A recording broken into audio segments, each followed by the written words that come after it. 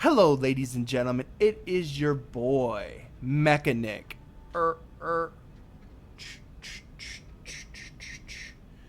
Back with another video. Today, we got mail. So, the other day, I got some books in the mail. So I was gonna say, I was gonna, do a little book mail video for this channel. But then I got another piece of mail. And then my friend sent me a gift.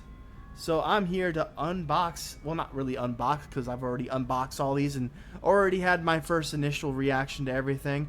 If I knew what I was getting in the mail, I probably would have filmed my reaction, but I did not know that what I got in the mail was what I got in the mail. So it was all a surprise to me, and I'm very happy to say thank you so much, to my friend. I don't know if they want to be, maybe they want their name disclosed. I don't know if they want to, their name to be out there. But, yeah. Thank you, friend, as I will refer to you as from here on out. Thank you, friend, for everything. I will show off these figures right now, and we'll get it out of the way so you don't have to watch the rest of the video. My dogs keep barking. If you can hear them in the background, I apologize. But I'm just going to motor through this video because I've already had a few outtakes. So let's do this. So first we have Godzilla from the anime, I believe. You can see he has like these sideburn dorsal plates. Then he's got these really cool dorsal plates. His tail doesn't really move much. Actually, it doesn't really move at all. But this is the anime version of Godzilla, I believe. I could be wrong, but I'm pretty sure this is the anime version of Godzilla. Where should I put him? I'll put him on the ground now. Then we have the... You know what? Let me take off these shades because I gotta read now. I was gonna make a joke about how the future is bright and stuff like that, and how things are looking up, but I decided not to make that joke. So off with the shades. And again, I'm sorry if you can hear my dog upstairs. Nothing I can do about it other than go and reprimand her. But she's not getting reprimanded, so I guess I won't reprimand her. This is from Godzilla from 2009, Bandai Toho. So this one looks so good. Although the eyes, this eye looks a little crazy. I love it though. You can see his dorsal plates. Very cool. His tail moves. So you can, like, I don't know why you'd want to move the tail, but you can. You can move his legs. Punt a ball or something. His arms move. So this is a pretty cool Godzilla figure. I'm so happy with it. This thing is so cool. And you know what's funny? I was thinking about buying a Godzilla figurine. Now I don't even have to. Thank you, friend. And those are the two Godzillas I got. Next are two Godzilla villains. Destoria. I don't know how to say his name. His name Destoria. I can't get this guy's name right. I'm sorry, but he's in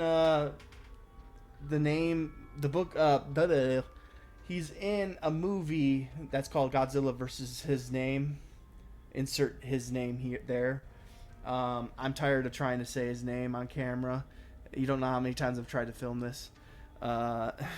First time the mic wasn't on. Second time the dogs were barking us up a storm. So, but now we have silence. And now we have this guy on our bookshelf. I don't know if the tail... Yeah, the tail don't move. It looks like it could move, but I'm not testing it. Well, I did just test it, but it don't move. Surprise. But the wings move. You can move these wings, which is super cool. And he's just a cool looking figurine in general. So, very cool. His monster design's just in general cool. Then you got the King Kong, or Godzilla vs. King Kong, or just Kong. I don't know. I can't recall at the moment. But this is the MechaGodzilla. Now, it's got a different paint job. I wish the dorsal plates were blue, but I really like the red. It kind of reminds me of the Red Wings colors, actually. So that's pretty cool. Look at the badonkadonk on this thing. Anyways, sorry, I'm focusing on MechaGodzilla's badonkadonk. What am I doing here? But yeah, this is MechaGodzilla. He's really he can really, like, look at this, super articulated. I'm having too much fun with this figurine. This is probably my favorite out of the bunch, but it's this one and the other Godzilla, not the anime one, but the other Godzilla. Those are, it's like a tie between my favorite. So yeah, those are the 4 guys I got. Now on to the kaiju books that I got. Yeah, we got the Godzilla stuff out of the. Well, we didn't. We got one more Godzilla thing actually. Let me share with you something.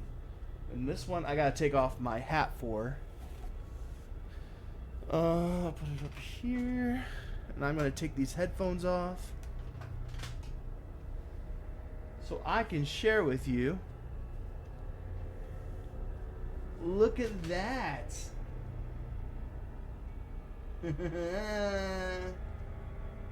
Got a Kairu hat or a MechaGodzilla hat. Super cool. Now, I'm not gonna lie. The JXSDF MFS3 could mean very little to me right now. I'm going through all the Godzilla films right now. Well, not all of the Godzilla films. All the Godzilla films that look cool to me. And obviously, I'm gonna be rewatching a lot of these because I don't recall a lot of them. But check out this hat, guys. This hat is so well made, and it was packaged pretty well. Look at that slick snapback. I got a big head, sorry. And then it's got this nice, like, oh, this is such a nice hat, guys. I'm gonna wear this for the rest of the video. But yeah, look at that nice hat. I got like a thread. No, that's my piece of hair. Yeah, look at that. That is so cool. Alright, now let's continue with the rest of the stuff. I got this from the Godzilla store. Godzilla US store or whatever. It came from like Fort Wayne, Texas or something like that. And then made its way through Indiana or Indianapolis or whatever. Indiana, whatever. And then it made it to where I am. So, not to dox myself, but yeah. Kaiju books. So this one is called Kaiju Spawn. Now I know of this piece of hair, sorry. I know of David Robbins. He wrote a book called Prank Night, which I read. I didn't finish that book, but I really liked David Robbins' writing style. David Robbins has a really good writing style, and I really did enjoy Prank Night, but it was a little bit of an overzealous read for me because of how long it was. That thing was over 350 pages, and as you can see, my range for reading is like novella length. I haven't been able to read a novel for so long. I'm currently reading a novel by Mark Saraceni, which is 230 pages long, I somewhere around there. So I'm having fun with that book, but that is probably an overzealous read for me too, because that is a huge book for me. I'm not a great reader. I have a reading disability, if you didn't know. Of course you don't know. I'm new to YouTube, but this channel is at least. I got a lot of reading issues. It takes me a while to actually get through one page. It takes me like 10 minutes to get through one page. My reading comprehension is very bad, but I love to read nevertheless. So like books like this grab my attention better than books like, oh, I don't know. Let me see if I can get this book out. My current read, Godzilla Returns. I'm currently on page 81. Very, very much so digging this book. But let me move over all the stuff. Kaiju Spawn by David Robbins, who I do know, sort of. Like, I don't know him personally, but I know of him and his writing. And then Eric S. Brown is another author that I want to check out. He writes a lot of kaiju books. In fact, I have another book here by him, Kaiju Rampage by Eric S. Brown. A little bigger book. Anyways, Kaiju Spawn and David Robbins and Eric S. Brown came together to write Kaiju Spawn, which is only 61 pages, and the font is that big. So it's pretty, like, it's almost size 13 big. I'm looking very forward to reading this really quick read. I don't even know if this is a novella. I think this might count as a novelette, but I would have to know the word count in order to understand that, though. I wish writers would put the word count in the front of the book, like, you know, so people don't have to go and like count all the words in order to figure out if it's a novella or novelette or a novel, you know. But that's just a me thing. Anyways, let me read the back for you guys.